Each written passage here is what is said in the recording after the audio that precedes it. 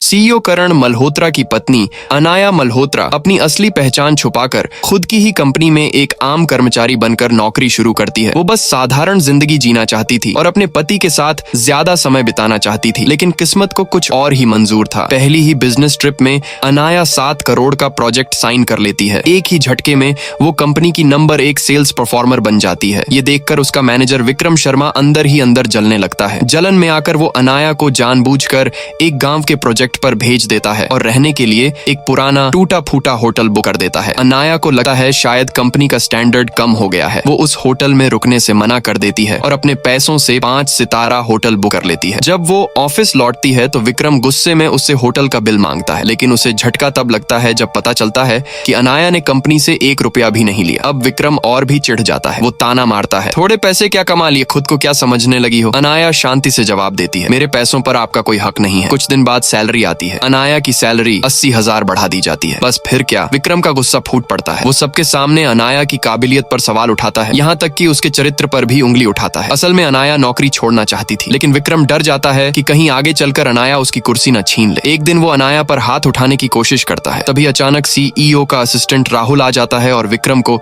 तुरंत सीईओ के ऑफिस बुला लेता है। उसी दिन अनाया को एक सरप्राइज मिलता है, करण मल्होत्रा की तरफ से एक पोर्श कार की चाबी। दुनिया में सिर्फ 5 लिमिटेड पीस थी, लेकिन किसी ने कार पर पेंट फेंक दिया होता है। विक्रम फिर ताना मारता है, ये कार तुम्हारे जैसी लड़की को सूट करती है। यहीं पर अनाया सबके सामने कहती है, ये कार मेरे पति ने दी है। पूरा ऑफिस सन्न रह जाता है। तभी फाइनेंस मैनेजर नील खन्ना कहता है, ये वही लिमिटेड पोर्श है जो सीईओ अपनी पत्नी के लिए लाए थे। अब सच्चाई सबके सामने होती है। कुछ ही देर में करण मल्होत्रा खुद ऑफिस पहुंच जाते हैं। गुस्से में वो पूछते हैं, किसने मेरी पत्नी का अपमान किया। विक्रम घुटनों पर गिरकर माफी मांगने लगता है, लेकिन अनाया साफ कहती है, जो दूसरों को दबाता है वो इस कंपनी में रहने के लायक नहीं। अगले ही पल विक्रम शर्मा और नील खन्ना दोनों को नौकरी से निकाल दिया जाता है। करण सबके सामने कहते हैं, मेरी पत्नी को अपमानित करने वाला इस कंपनी में नहीं रह सकता।